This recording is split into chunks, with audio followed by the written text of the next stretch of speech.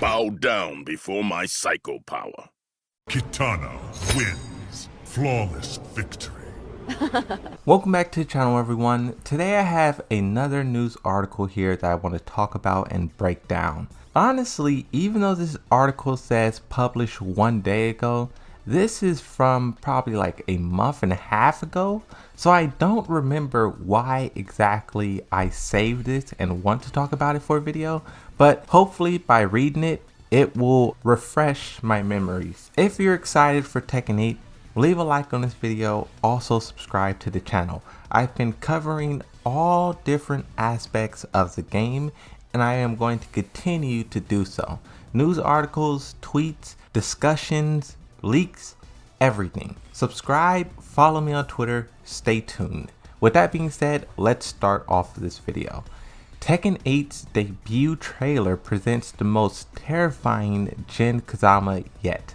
I love that. The most terrifying Jin Kazama yet. By the time this video go up, I don't know how old the other video will be. But at the time of recording, I did a video today where I was talking about a poll, Team Jin versus Team Kazuya, and I briefly mentioned that I'm on Team Kazuya's because Kazuya, he just seems more terrifying. He just seems more dangerous.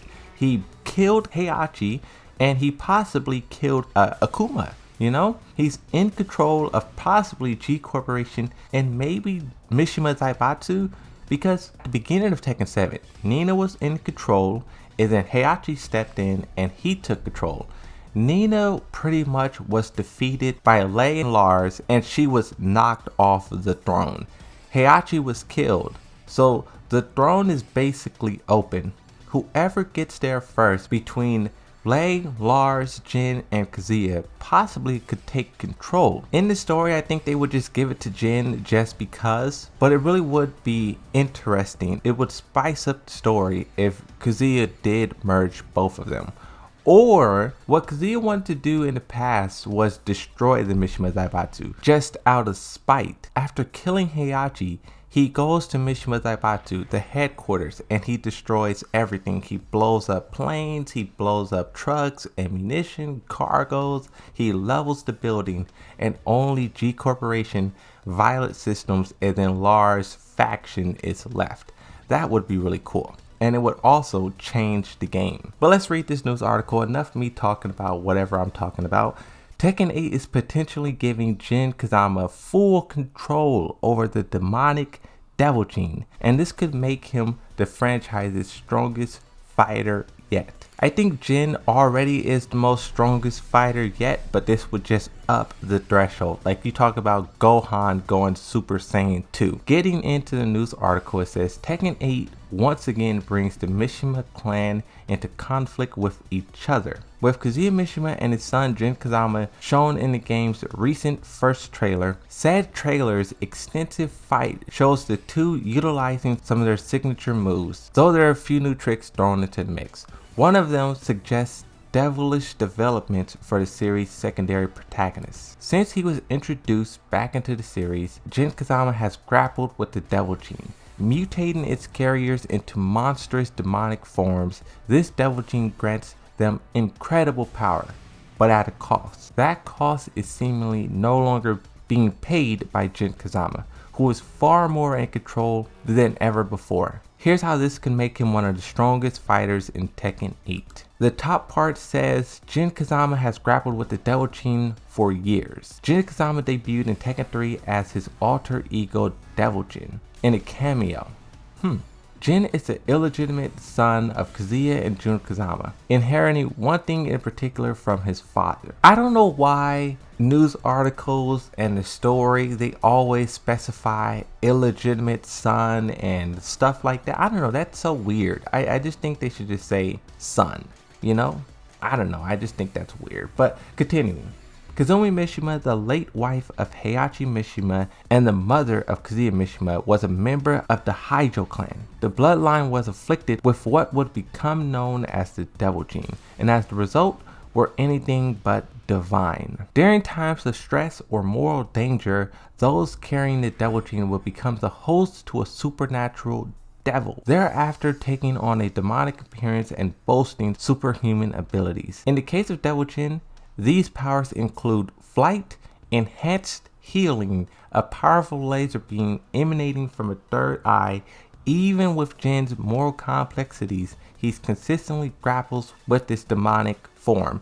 And honestly, just making a quick comparison, the way Zafina fights and talks to Azel in her arm is kind of the same way Jin fights with the Devil Gene. Both of them are like talking to themselves. Both of them are like, having these inner demons, these thoughts, these aches. Even if Zafina isn't a playable character in the story, her also having the devil inside of her just because of Zell, I think that would be really cool to see them play off of that, to show us what another character who's not a Mishima is going through, having the same power inside of them. There's a lot to explore there. The enhanced healing, I don't know if this was shown to us like in a cutscene or something like that, but I think they really should play this up. They should show the sort of indestructibleness of these characters. Well, I guess they kind of did that in Tekken 7 with Kazuya and how he tanked the laser. You would have to imagine he healed pretty rapidly, because in the next scene he was just sitting in a chair just chilling, right? So I guess they kind of showed that to us. The news article says Jin can't control himself when he's in Devil Jin, making it extremely dangerous to let the beast take over. Luckily for him, this doesn't seem to be an issue anymore. The next portion of the news article says Tekken 8 is giving Jin full control of the Devil Gene. In the first trailer for Tekken 8, Jin goes all out in the battle against his father Kazuya, still seemingly distraught over his Devil Gene afflictions. He states that people such as him and Kazuya, who also have the Devil Gene, shouldn't even exist. This dislike of his own nature belies greater control over it than before.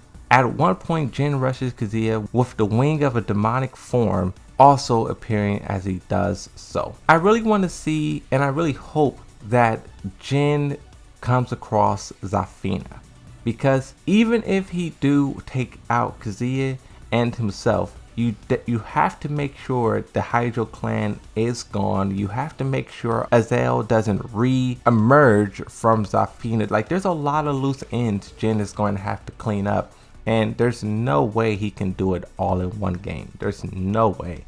I definitely think this will be drawn out over a long. Honestly, this is kind of impossible for Jin to do. He has to stop Kazuya. He has to find the Hydro clan, which is this lost group who's just been absent for I don't know how long. Zafina, Claudio, it's impossible. This guy dug himself into a hole, a big one. During this sequence, Jin shows no sign of succumbing to the Devil Gene or losing his personality. This suggests one of two things. He's either stopped fighting the Devil Gene and learned to embrace his power, or it's taken greater control over him. This is a good point. We always talk about Jin embracing the Devil Gene and sort of mastering it, but what if he doesn't? What if it fully... Now, of course, this is just a wild theory, because him talking normal calm and then summoning it at the very end, it's two different things, right? But let's just go with it. If he was fully engulfed in the Devil Gene, that would be kind of crazy too, because at the end of the trailer, when he crushed that black feather, by the way, I don't know what that black feather represents. I know a white feather kind of symbolizes angel, sometimes Jun Kazama. Maybe it just symbolizes light. But the fact you have a black feather and he crushes it, who knows what that means. But when he was doing that, he looked so evil. I never seen Jin look so evil than when he was crushing that black feather. And I don't know, that Jin is the Jin that I want to see. I want to see that Jin 24/7 all the time. Continuing the news article, either development would explain why he's able to effortlessly take on a sort of halfway transformation, something that even his father has never done. There are also potential storyline developments that could come from this, with Tekken 8 possibly doing what its predecessor was intended to do and finishing off the Mishima clan storyline. I think Tekken 7 did do this. What we're seeing now in Tekken 8 is a Mishima and a Kazama. Jin has Like he doesn't want to be a Mishima. He doesn't want to use the fighting style. He only uses the fighting style when the Devil Gene in the Devil Gene form. That's when he's battling the Devil Gene, right? So he doesn't want to be a Mishima. He doesn't want to use their power. I think Tekken 7 really did conclude the Mishima clan storyline, and we're seeing Kazama versus Mishima, a new sort of battle rivalry, right? In either allowing his body to become a more willing host to the Devil Gene or controlling its dangerous power. Jin is likely being set up, along with his father, to die in the game's single player or storyline. This is backed up by his belief that the two shouldn't live among normal humans, with Heihachi already dead after the conclusion of Tekken 7. It would mean the end of the Mishima family that defined the series therefore. Wouldn't that be a crazy way to end Tekken 8? Both Jin and Kazuya are gone. Of course, I think one of them would show up, would return. I often compare Jin to Kratos, how at the end of Tekken God of War 3, Kratos tried to sacrifice himself for the greater good of humanity, but just his sure power and godhood would not allow it. I wonder if the same thing will happen to Jin, where maybe he tries to sacrifice himself after eliminating all enemies, but maybe the Kazama bloodline or something just doesn't allow it and he continues to live. That could be really cool. And also I think that would hit us so hard. They could hit us with this story so hard and have us crying like little babies.